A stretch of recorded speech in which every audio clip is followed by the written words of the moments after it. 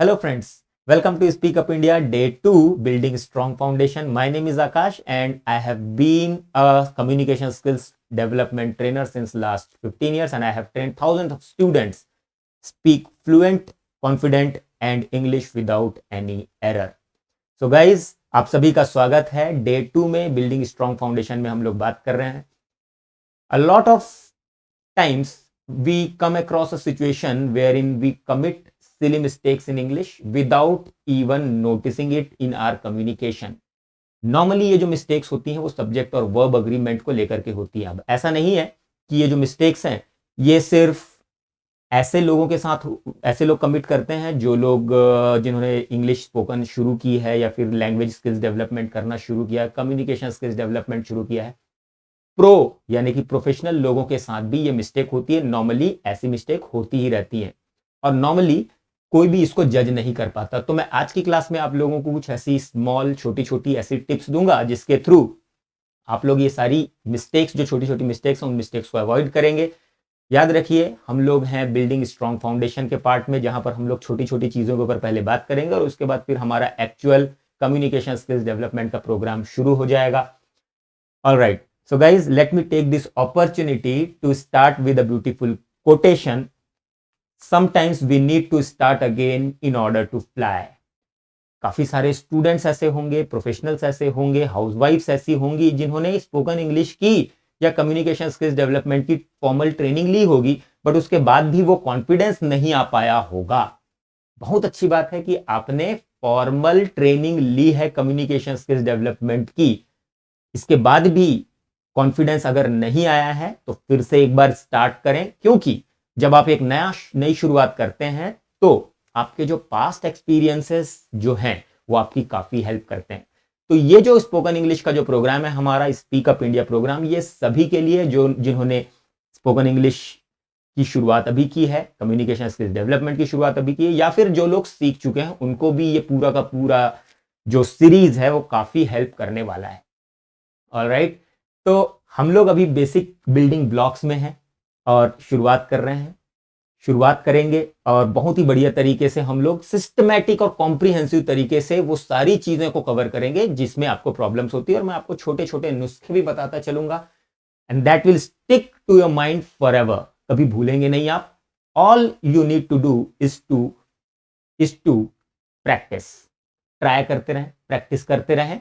और मैं प्रैक्टिस करने या ट्राई करने की ये जो चीज है जिसको सुन के हमको डर लगता है, ट्राई करना है, प्रैक्टिस करना है, एफर्ट लगाना है, उसको आसान बना दूंगा. चलिए, so sometimes we need to start again in order to fly. Remember that. And सबसे पहले मैं आप लोगों को कुछ सेंटेंसेस देता हूं, उसके बाद फिर हम लोग अपने एक्चुअल एजेंडा में चलेंगे, सब्जेक्ट एंड वर्ब अग्रीमेंट का जो कि एजेंडा है. Part 1 of subject and verb agreement. सबसे पहले मैं आप लोगों के सामने एक सेंटेंस रखता हूं, सब लोग ट्राई करेंगे और बताएंगे इस सेंटेंस में करेक्ट फॉर्म ऑफ वर्ब क्या आने वाला है. The list of items is or are on the desk. The list of item is or are on the desk. क्या आएगा? इज आएगा कि आर आएगा? आर नहीं आएगा, इज आएगा. अब काफी सारे लोग बोलेंगे सर आर क्यों नहीं आएगा, आइटम्स तो प्लूरल है, प्लूरल के साथ तो आर लगता है. लेकिन मेरे प्यारे दोस्तों ध्यान दीजिएगा, the main subject in this sentence is the list, not the items. The list of items is on the desk. All right, तो list singular है इसीलिए is आएगा. आगे बढ़ते हैं, एक और एग्जांपल लेते हैं. अब आप इसको बता सकते हैं. The bouquet of roses look और looks beautiful. बताइए, the bouquet of roses look और looks beautiful.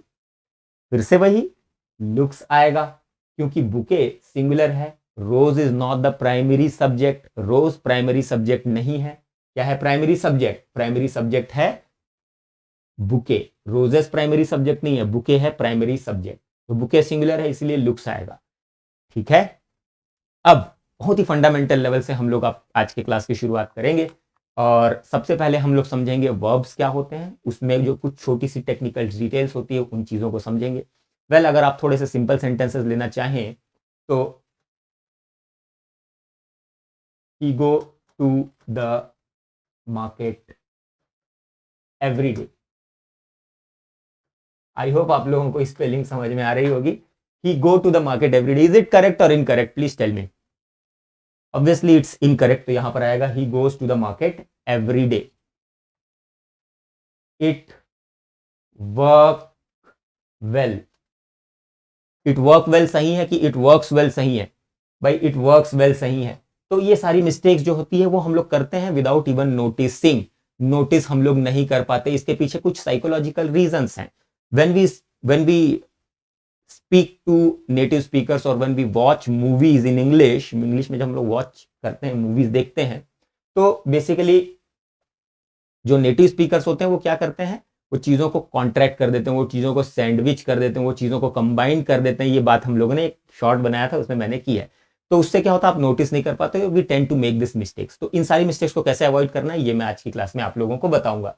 राइट. तो let's get started with today's agenda. आज का एजेंडा क्या है वो समझ लेते हैं. सबसे पहले today's agenda, today's target is to develop a brief understanding of subject and verbs in a sentence. तो हम लोग एक ब्रीफ अंडरस्टैंडिंग लेंगे सब्जेक्ट और वर्ब, किसी भी सेंटेंस में सब्जेक्ट और वर्ब को लेकर के. And the second agenda is to speak some standard sentences in our day to day life, जिसमें सब्जेक्ट एंड वर्ब की अंडरस्टैंडिंग इन्वॉल्व होगी. ठीक है. तो ये दो एजेंडा, इन दो एजेंडास को ध्यान में रखिएगा. Understanding of subjects and verbs पहले, और उसके बाद फिर practise speaking some sentences in our day to day life. चलिए let's get started with our discussion of verbs first. सबसे पहले वर्ब्स के बारे में बात करेंगे हम लोग. तो वर्ब्स की डेफिनेशन क्या है? वर्ब्स की डेफिनेशन है verbs are the words. Verbs are the words in a sentence. Words in a sentence. Verb क्या है? वर्ड है एक सेंटेंस में, जो क्या शो करता है? तीन चीजें शो करता है. पहली चीज डूइंग शो करता है, यानी कि एक्शन. ये हो सकता है रीड, राइट, लिसन. ये सारे डूइंग वाले वर्ब्स हैं. Runs, hits, slides, read, right, sleep, place, etcetera etcetera. ये सारे डू वाले वर्ब्स हैं, एक्शन वाले वर्ब्स हैं. उसके बाद फिर बी टाइप के वर्ब्स आते हैं, फिर हैव टाइप के वर्ब्स आते हैं. सो स्टेट ऑफ बीइंग को भी शो करते हैं कुछ वर्ब्स, जैसे कि इज, एम, आर, वॉज, वर. ये सारे के सारे स्टेट ऑफ बीइंग. याद करिए हम लोगों ने इससे पहले की क्लास में, जो पहली क्लास थी हमारी डे 1 की क्लास, जिसमें हम लोगों ने डिस्कस किया था तीन टाइप के सेंटेंसेस होते हैं, बी, डू और हैव. दुनिया में सिर्फ तीन टाइप के सेंटेंस होते हैं, बी, डू और हैव. इन तीनों में भी तीन वेराइटीज पॉसिबल हैं, assertive sentence, negative sentence and question. Right. इसके ऊपर हम लोग डिटेल में आएंगे. राइट. तो जो वर्ब्स हैं वो बी, डू और हैव टाइप के ही वर्ब्स होते हैं. तो स्टेट ऑफ बीइंग को भी शो करता है, जैसे कि is, am, are, was, were, will be, would be, can be, may be, might be, etc., etc., etc., etc. Right? State of having, आपके पास कुछ हो. State of being का मतलब आप कुछ हो, जैसे कि he is a teacher. अब वो एक टीचर है, समझा चुका हूं. He is a good dancer. He is a good dancer. He is a good dancer. तो बेसिकली वो एक गुड डांसर है होना. वैसे ही स्टेट ऑफ हैविंग मतलब आपके पास कुछ होना, जैसे कि I have a car, right, I have confidence, she has a lot of confidence in speaking English, तो she has. Right. So state of having, आपके पास कुछ है, तो इसमें क्या क्या जाएगा? हैव आ जाएगा, हैड आ जाएगा, हैव आ जाएगा, विल हैव आ जाएगा, राइट, वुड हैव आ जाएगा, मे हैव आ जाएगा, माइट हैव आ जाएगा, कैन हैव आ जाएगा, कुड हैव आ जाएगा, या राइट. तो इस तरीके से ये सारी चीजें आती हैं स्टेट ऑफ डूइंग. एक तो डूइंग है, बीइंग है, और तीसरा है हैविंग. आई होप ये तीन चीजें आपको अच्छे से क्लियर हैं. वर्ब्स ये तीन टाइप के वर्ड्स होते हैं, डू टाइप के, बी टाइप के और हैव टाइप के. आई hope this idea is absolutely clear. Only verbs have 5 forms. दूसरा इंपॉर्टेंट पॉइंट जो मैं आपको बताना चाहूंगा, सिर्फ वर्ब्स के ही 5 फॉर्म होते हैं. Well, there are 8 parts of speech in English language. Noun, pronoun, verb, adverb, adjective, conjunctions, interjections and prepositions. 8 होते हैं. Noun, pronoun, verb, adverb, adjective, conjunctions, interjections and prepositions, ये 8 होते हैं. इन इंग्लिश लैंग्वेज में जो कि आपने सुना है, देखा है, पढ़ा है, बोला है, ये सारे के सारे इंग्लिश लैंग्वेजेस में जितने भी वर्ड्स हैं वो इन 8 पार्ट्स ऑफ स्पीच में से ही कोई एक होते हैं. Right. In 8 parts of speech में ही होते हैं. तो इसमें हम लोग जब वर्ब की बात करें, वर्ब का मतलब एक्शन, स्टेट ऑफ बीइंग और स्टेट ऑफ हैविंग, ये तीन चीजें, इनके 5 फॉर्म्स होते हैं. वर्ब्स के 5 फॉर्म्स होते हैं. राइट. नाउन्स के नहीं होते, ना एडजेक्टिव्स के होते हैं, ना एडवर्ब्स के होते हैं, किसी के नहीं होते. सिर्फ किसके होते हैं? वर्ब्स के 5 फॉर्म्स होते हैं, V1, V2, V3, V4 and V5. तो उन 5 फॉर्म्स को एक बार फिर से रिवाइज कर लें हम लोग. बेसिक से ही शुरुआत करेंगे. हम तो भाई बेसिक से शुरुआत करते हैं और पूरा आखिरी तक जाते हैं, बिल्कुल आखिरी तक, वो भी सिस्टमैटिक और कॉम्प्रिहेंसिव तरीके से। सिस्टमैटिक का मतलब 1 by 1 लॉजिकल कनेक्शंस के साथ, और कॉम्प्रिहेंसिव का मतलब कंप्लीट करेंगे, बीच में अधूरा नहीं छोड़ेंगे। 5 forms of commonly used verbs कौन कौन से हैं? V1, V2, V3, V4, V5। तो सबसे पहले तो बी डू और हैव का काम तमाम कर लें। बी डू और हैव, ये V1 होता है, do, did, done, doing, does.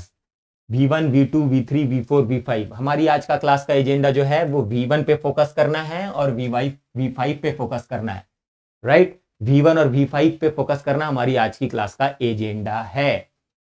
तो do, did, done, doing, does, have, had, having, has, be, been, being, is. अब ये जो बी है इसको थोड़ा ध्यान से समझ लेते हैं। याद रखिए, ये जो इज, एम, आर जो होते हैं ना, वो बी के ही फॉर्म होते हैं। तो एम और आर तो V1 है, लेकिन इज जो है वो V5 है। ये जो वॉज वर है ये बीन का ही फॉर्म होता है, लेकिन ये सेकंड फॉर्म है। बी का सेकंड फॉर्म है वॉज और वर, राइट? वेल, अगर मैं कुछ एक्शन वर्ब्स की बात करूं तो go, went, gone, going and goes. अगर मैं राइट की बात करूं, राइट यानी कि लिखना, write, wrote, written, writing and writes, right? वैसे ही रीड, अब रीड के बारे में एक इंपॉर्टेंट चीज देखते थे, रीड, रेड, रीडिंग और रीड्स। तो ये रीड ही लिखा हुआ है, लेकिन पढ़ेंगे कैसा? सेकंड फॉर्म में, रेड पढ़ते हैं। इस चीज को आप लोगों को याद रखना है। ऑलराइट, पुटिंग, पुट्स, खत्म। तो ये 5 फॉर्म्स होते हैं। मेजर एजेंडा क्या रहा? मेजर लर्निंग क्या रही भाई? वर्ब्स के ही 5 फॉर्म होते हैं, V1, V2, V3, V4, V5, किसी और पार्ट्स ऑफ स्पीच के नहीं। क्लियर? आगे बढ़ते हैं हमारे डिस्कशन में। द नेक्स्ट एजेंडा इज, अब सब्जेक्ट के बारे में बात करते हैं। वर्ब्स तो समझ में आ गया, 3 टाइप के वर्ब्स होते हैं, बी, डू और हैव, राइट? सब्जेक्ट के बारे में बात करते हैं। किसी भी सेंटेंस में जो सब्जेक्ट होते हैं वो नॉर्मली नाउन्स होते हैं। क्या होते हैं सब्जेक्ट्स? नाउन्स होते हैं। नाउन्स क्या है? Name given two things. जो भी हम चीजों को नाम देते हैं वही नाउन्स कहलाते हैं। वेल, प्रोनाउन क्या होते हैं? कुछ नहीं, नाउन के बदले जो यूज होते हैं उनको प्रोनाउन बोलते हैं। नाम से ही क्लियर है, प्रोनाउन। नाउन के बदले यूज होने वाले वर्ड्स को प्रोनाउंस कहा जाता है, राइट? सब्जेक्ट होते हैं नाउन या प्रोनाउन। याद रखिए, नाउन्स पे ही फोकस करें, प्रोनाउंस उसके बदले आता है, तो प्रोनाउंस को देखेंगे। नाउन्स जो है वो सिंगुलर फॉर्म वाले होते हैं या प्लूरल फॉर्म वाले होते हैं? तो अगर नाउन सिंगुलर और प्लूरल हैं तो क्या प्रोनाउंस सिंगुलर प्लूरल नहीं होंगे? प्रोनाउंस भी सिंगुलर प्लूरल होंगे। तो सब्जेक्ट पहले हम लोग देख लेते हैं सब्जेक्ट की definition. The subject in a sentence is a noun, right, और a pronoun that is doing, being और हैविंग समथिंग। किसी भी सेंटेंस में जो सब्जेक्ट होता है वो होता है नाउन या फिर प्रोनाउन, जो कि कुछ कर रहा होता है, कुछ हो रहा होता है, या फिर उस सब्जेक्ट के पास कुछ होता है, राइट? तो बी, डू और हैव में ही हम लोग अटके हैं, इसी में अटके रहेंगे, याद रखिए, शुरू से आखिरी तक।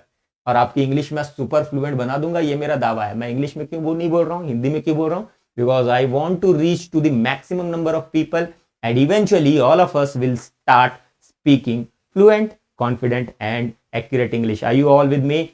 चलिए आगे बढ़ते हैं guys. Subject can be singular और प्लूरल। याद रखिए, नाउन्स सब्जेक्ट होते हैं, तो सब्जेक्ट सिंगुलर या प्लूरल, यानी कि नाउन ही सिंगुलर या प्लूरल होते हैं, बाकी कुछ सिंगुलर प्लूरल नहीं होता। वर्ब भी नहीं होता सिंगुलर प्लूरल, वर्ब भी अपने आप में सिंगुलर प्लूरल नहीं होता। वर्ब के 5 फॉर्म होते हैं, नाउन्स सिंगुलर या प्लूरल होते हैं, तो प्रोनाउंस भी सिंगुलर या प्लूरल होंगे। ऑलराइट, ठीक है, चलिए आगे बढ़ते हैं। अब आते हैं वर्ब्स के ऊपर, कनेक्ट करते हैं। अब वर्ब सिंगुलर प्लूरल नहीं होते, लेकिन सिंगुलर सब्जेक्ट्स के साथ एक खास टाइप का वर्ब का फॉर्म यूज होता है। अब प्लूरल सब्जेक्ट्स के साथ एक खास टाइप के वर्ब्स का यूज होता है, राइट? वर्ब्स के अपने आप में, फिर से बताता हूं, कान में बताऊं, वर्ब्स के ना अपने आप में कोई भी सिंगुलर या प्लूरल नहीं होते वर्ब्स, लेकिन उनके कुछ फॉर्म्स होते हैं जो सिंगुलर सब्जेक्ट्स के साथ लगते हैं, कुछ फॉर्म्स होते हैं जो प्लूरल सब्जेक्ट के साथ। बात क्लियर हो गई? बात क्लियर हो गई, बहुत अच्छे से क्लियर हो गई। देख लेते हैं। Verb in a sentence take the same form as the subject. Singular subject is followed by singular form of verb. Plural subject takes the plural form of verb. Plural subjects take the plural form of verb. I hope अच्छे से आपको clear हो गया। इसी को कहा जाता है subject and verb agreement. Fundamentally यही है सब्जेक्ट एंड वर्ब अग्रीमेंट। इसके ऊपर डिटेल में हम लोग बात करेंगे, राइट? डिटेल में बात करेंगे हमारे ग्रामर के सेशन में। आगे बढ़ते हैं गाइज, और मैं आपको प्रोनाउंस एज अ सब्जेक्ट के बारे में बताता हूं। प्रोनाउंस एज अ सब्जेक्ट हम लोग दो चीजों के ऊपर बात करेंगे। सबसे पहले प्रोनाउंस समझने से पहले मैं आपको तीन चीजें बता दूं, first person, second person, third person क्या होता है। बहुत ही सिंपल तरीके से बताता हूं। I am talking to you, that means I, उंगली मेरी तरफ है, I am talking to you, उंगली आपकी तरफ है, I am the first person. I is a pronoun because I am not saying Akash is talking to you, right. मैं use कर सकता था Akash is talking to you, लेकिन आकाश एक नाउन हो जाता। मैं चाहता हूं कि नाउन के बदले कुछ यूज हो, तो मैं क्या बोल रहा हूं, आई। मैं क्या बोल रहा हूं, I. I first person, you second person, and what we are talking, what we are talking about grammar, we are talking about grammar, so grammar is the third person. तो जो मैं बात कर रहा हूं वो फर्स्ट हो गया, आपसे बात हो रही है, आप सेकंड हो गए, और जिस चीज के बारे में बात हो रही है वो थर्ड हो गया। वो कोई इंसान हो सकता है, कोई सब्जेक्ट हो सकता है, कुछ भी हो सकता है। आई hope this is clear. First person, second person, third person clear है। प्रोनाउंस की बात करते हैं। वेल, अगर मैं प्रोनाउंस की बात करूं तो first person, second person, third person, singular और प्लूरल दोनों होंगे। I and we. I am talking to you and we are discussing grammar. Got it. You और यू, देखिए सेकंड पर्सन हमेशा ना यू ही रहता है, यू का यू ही होता है, प्लूरल भी यू होता है। I am talking to you all, I am talking to a particular person, you, I am talking to you. Got it. Suppose there is a person, यहां पर एक आदमी खड़ा हुआ है, राम, उसका नाम राम है। तो मैं राम से बात करते हो ऐसा तो बोलूंगा राम कहां जा रहा है, ऐसा तो नहीं बोलूंगा। तुम कहां जा रहे हो, ऐसा ही तो बोलूंगा ना, तो वो सेकंड पर्सन हो गया। या फिर बहुत सारे लोगों से अगर मैं बात करूं तो तुम कहां जा रहे हो, सबके सब तुम कहां जा रहे हो, ऐसे ही बोलूंगा, तो प्लूरल भी क्या हो गया, यू ही हो गया। और थर्ड पर्सन की बात करें, थर्ड पर्सन मतलब ही, शी, इट, या तो एक मेल हो सकता है, या तो एक फीमेल हो सकता है, या तो कोई निर्जीव वस्तु हो सकती है। It could be a male और फीमेल, और it could be a non living object. So male के लिए प्रोनाउन ही, फीमेल के लिए प्रोनाउन शी, और नॉन लिविंग ऑब्जेक्ट के लिए इट। और इन सब का प्लूरल होता है दे, इन सब का प्लूरल होता है they. I hope this idea is absolutely clear. अब आपको जो बताने वाला हूं ध्यान से सुनिएगा, जो आपको बताने वाला ध्यान से सुनिएगा। क्या मैंने बोला, मैंने बोला first person, second person, third person याद रखिए। सिंगुलर और प्लूरल कैसे बनाते हैं याद रखिए। आई का वी होता है फर्स्ट पर्सन का, सेकंड पर्सन यू का you, third person he, she, it, सबका दे हो जाता है। अब जो मैं आपको बात बताने वाला हूं ना, उस बात को ध्यान रखिए। ये जो ही, शी, इट है ना, इसके साथ V5 लगता है हमेशा प्रेजेंट टेंस में। अभी प्रेजेंट टेंस वगैरह छोड़ दो आप, ही, शी, इट के साथ V5 लगता है, मतलब वर्ब प्लस एस या ES लगता है। ही, शी, इट के साथ प्रेजेंट टेंस में क्या लगता है, एस या ES लगता है। He goes to the market every day. The laptop works very well. Laptop works very well, right?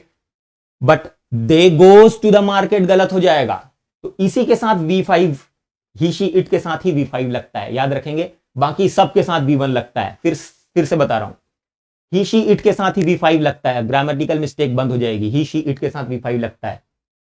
He works, he writes, she writes, it works, right. लेकिन आई वर्क, तो इस तरीके से आप थोड़ा सा प्रैक्टिस करेंगे ना तो याद रहेंगी चीजें आपको, राइट।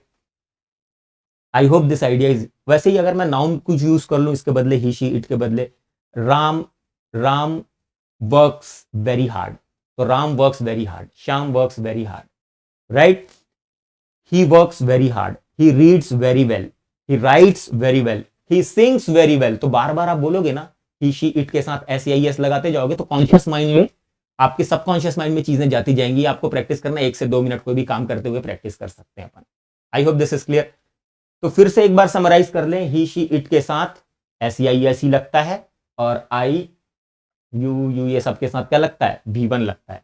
इसके साथ V5 लगता है, ही, शी, इट के साथ V5 लगता है। आई होप अच्छे से क्लियर हो गया, ज्यादा एक्सप्लेन करने की जरूरत नहीं होगी आपको। चलिए, यूजफुल निमोनिक्स जो मैंने अभी बताया आपको थोड़ी देर पहले, क्या बताया मैंने आपको बताया ही, शी, इट के साथ V5 लगता है, यानी कि एस या ES वाला फॉर्म लगता है, राइट, V5। आप इसको अदर वे राउंड याद रख सकते हैं। कैसे, ये मेरे पिताजी ने मेरे को याद कराया था जब मैं छोटा था। मैं हिंदी मीडियम से स्टूडेंट हूँ, राइट। तो एक बार हम लोग एक जनरल सर्वे ऑफ इंग्लिश, इस तरीके से एक बुक आती थी, उसमें ग्रामर पढ़ा रहे थे सर। मैं 5वीं क्लास में था, पापा जी ग्रामर पढ़ा रहे थे, तो मेरे को याद नहीं हुई थी चीजें। तो पापा ने मेरे को एक तरीका बताया, निमोनिक्स करो, आई, यू, प्लूरल नंबर डू। अरे वाह, क्या बढ़िया चीज है यार। आई, यू, प्लूरल नंबर डू, यानी कि आई के साथ, यू के साथ और प्लूरल नंबर के साथ डू मतलब first form of verb, right. I you plural number do, बड़ी यारी चीज है, I you plural number do, खत्म। इस चीज को दिमाग में रखिए, राइट। तो ये हो गया useful mnemonic. I hope guys अच्छे से ये आइडिया क्लियर हो गया। तो हम लोगों ने सब्जेक्ट देखा, हम लोगों ने वर्ब देखा, सब्जेक्ट और वर्ब के बारे में अच्छे से बात की, और किस तरीके से आप याद रख सकते हैं वो हम लोगों ने देखा।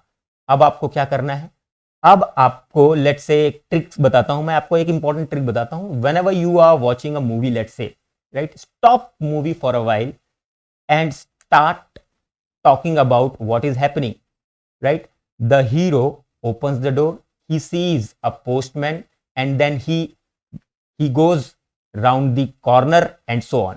तो आप इस तरीके से आप एक्सप्लेन कर रहे हैं, चीजों को एक्सप्लेन करते जा रहे हैं, और नॉर्मली क्या होगा, इस तरीके से अगर आप एक्सप्लेन करते जाओगे तो ये चीजें बार बार स्ट्राइक होगी, आपको बार बार स्ट्राइक होगी, राइट। जिस चीज में प्रॉब्लम आती है, याद रखिए मैंने बताया प्रोज को भी प्रॉब्लम आती है, जो बेसिक शुरुआत कर रहे हैं उनको भी प्रॉब्लम आती है, वो भी कॉन्शियसली इन चीजों के बारे में नहीं सोचते, and ultimately they and up making mistakes, silly mistakes. कोई फर्क नहीं पड़ता, कोई फर्क नहीं पड़ता, लेकिन बाद में जब आप अपनी रिकॉर्डिंग देखते हैं, जब बाद में अपना परफॉर्मेंस जज करते हैं, तो आपको पता चलेगा यार, तो आपको लगेगा कि यार ये तो बड़ा मिस्टेक हो गया, एक तो ब्लेंडर हो गया, राइट। आपको खुद को अच्छा नहीं लगेगा। तो you better improve your accuracy as well, fluency और एफिशिएंसी, ये सारी चीजें अच्छी है, कॉन्फिडेंस भी अच्छा है इंग्लिश में, लेकिन एक्यूरेसी पे भी अगर आप ध्यान देंगे तो आपके कम्युनिकेशन स्किल्स में एक नया डायमेंशन आएगा।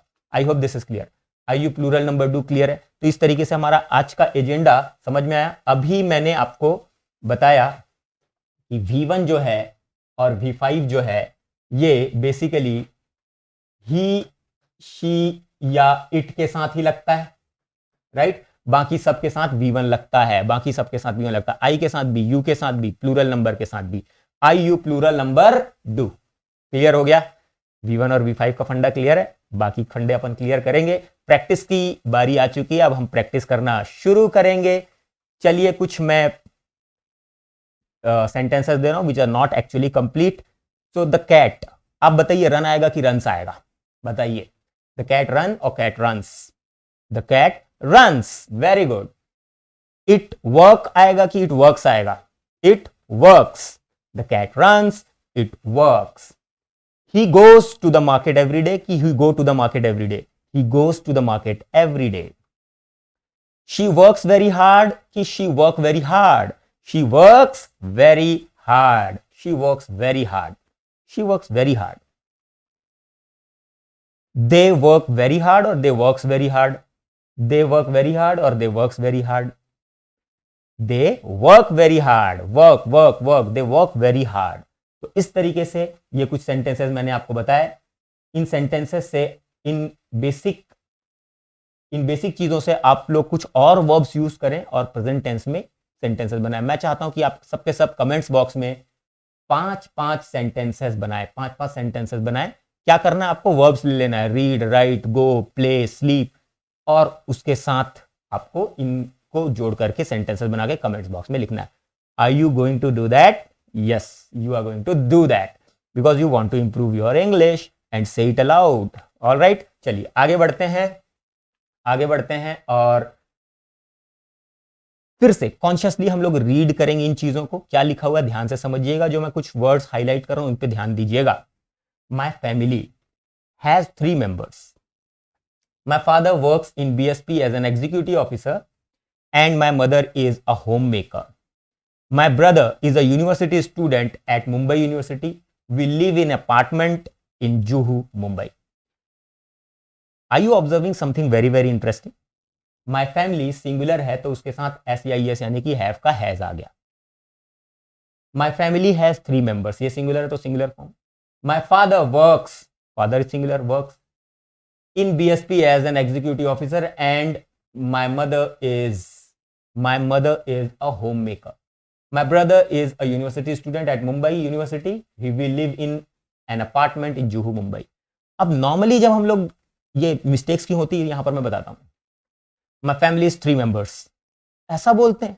कौन बोलता है? नेटिव स्पीकर्स बोलते हैं। My family is 3 members means family और हैज को कंबाइन कर दिया, ब्लेंडिंग साउंड बोलते हैं। My family is 3 members. My father works as in BSP as an executive officer. Mother's a homemaker. My mother's a homemaker. तो my mother a homemaker नहीं बोलते वो, my mother's a homemaker. और वो इतना fast बोलते हैं. अच्छा क्यों बोलते हैं ये भी समझ लेते हैं. ऐसा क्यों करते हैं यार, ये लोग जोड़ते क्यों हैं. आप एक बात समझिए, language has a cultural impact on to itself. Cultural impact होता है. तो कोई भी लैंग्वेज है, कोई भी कल्चर है, it's like a poetry, it's like an art. Art जो रहती है उसमें खूबसूरती आनी चाहिए, उसमें एक कनेक्शन आना चाहिए. अगर आप ऐसा बोलोगे, my family has 3 members. My father works in BSP as an executive officer and my mother is a homemaker. Doesn't it seem like robotics? Robotic sound नहीं हो रहा आपको? ऐसा नहीं लग रहा कि कोई रोबोट बोल रहा है? तो क्या करते हैं, वो चीजों को ज्वाइन कर लेते हैं, कंजॉइन कर लेते हैं, राइट, ब्लेंड कर देते हैं. इस कारण से हम लोगों को जब सुनते हैं तो समझ में नहीं आता. मैं एक बात बताऊं, शाहरुख खान को भी एंजेलिना जोली के स्टेटमेंट समझ में नहीं आते होंगे. That's for sure, because that's a cultural difference. तो क्या हम लोगों को नेटिव स्पीकर्स बनने की कोशिश करनी चाहिए? Yes of course. बट क्या हम लोगों को उनको एक्सेंट कॉपी करने की कोशिश करनी चाहिए? बहुत बड़ा फंडा दे रहा हूं, उनकी एक्सेंट कॉपी करने की कोशिश मत करो. इसके ऊपर हम लोग बहुत डिटेल में बात करेंगे. एक्सेंट कॉपी मत करो, but try to combine words, right. My family के बारे में बोल रहे हैं तो इतनी सारी चीजें आ गई. आगे बढ़ते हैं और हम देखेंगे what are your hobbies. Hobbies के बारे में कर कुछ बात करें. My hobbies are cricket. My hobbies plural है तो आर आ गया. Tennis and computer games. I like playing and watching football as well. कैसा बोला मैंने? I like playing and watching football as well. I like playing tennis, but I don't. अब ये do के साथ not आया. But I don't really like watching tennis. I play cricket and tennis on weekends, but I play computer games every day. I hope this is clear. तो देखो I के साथ first form, उसके साथ भले ही निगेटिव लग गया. प्लूरल के साथ आर लगा हुआ, ये भी फर्स्ट फॉर्म ही है. प्लूरल है ना, प्लूरल के साथ फर्स्ट फॉर्म है. आई लाइक, यहां पर देखो आई के साथ फर्स्ट फॉर्म ही लग रहा है. ऑब्जर्व थिंग्स, याद रखिए, अगर आपने ऑब्जर्वेशन स्किल्स डेवलप की हैं तो आपको लाइफ में आगे बढ़ने से कोई नहीं रोक सकता. इफ यू हैव डेवलप्ड कीन ऑब्जर्वेशनल स्किल्स, तो आपको लाइफ में आगे बढ़ने से कोई नहीं रोक सकता. आप कुछ भी कर सकते हैं लाइफ में, कुछ भी. पढ़ने लिखने की भी बहुत ज्यादा जरूरत नहीं पड़ती अगर आपकी ऑब्जर्वेशन स्किल्स काफी अच्छी हैं, right. Will talk about it in the later stage of our discussion in some next classes. Okay, तो tell me something about your best friend. तो चलिए let's talk about some my best friend. Okay, well, my best friend is a teacher. You can say it if you want to impress somebody. We live in the same city. We have a lot of hobbies in common. We have a lot of hobbies in common. ऐसा बोलते हैं. कौन बोलता है? Native speakers. We have a lot of. आप भी बोल सकते हैं. ये कुछ नहीं फर्क पड़ता, इससे कुछ फर्क नहीं पड़ता. ऐसा नहीं बोलेगा कोई भी कि आप इंग्लिश साउंड करने की कोशिश मत करो, right. I like playing cricket and he likes it too, but his family members don't quite like it. He doesn't like playing computer games, which his family members appreciate a lot. Family members appreciate, first form. I hope guys आप लोगों को अच्छे समझ में आ गया कि subject क्या होता है, वर्ब क्या होता है. अब आपको उसकी प्रैक्टिस करनी है.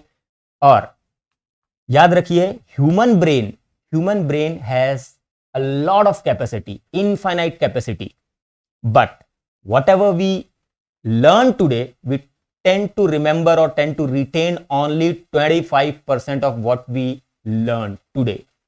तो आज जो हम लोग कर रहे हैं उसका सिर्फ और सिर्फ 25% हम लोग याद रख सकते हैं आगे आने वाली क्लासेस, आगे आने वाले दिनों में. तो हम क्या करेंगे, हम इसको रिवाइज करेंगे. Revision is the key, revision is division. याद रखिए, रिवीजन, प्रैक्टिस में बने रहना पड़ता है. तो आप प्रैक्टिस में बने रहिए. आज जो आपने वीडियो देखा है, आई होप आप लोगों ने बहुत बढ़िया तरीके से एंजॉय किया हुआ है.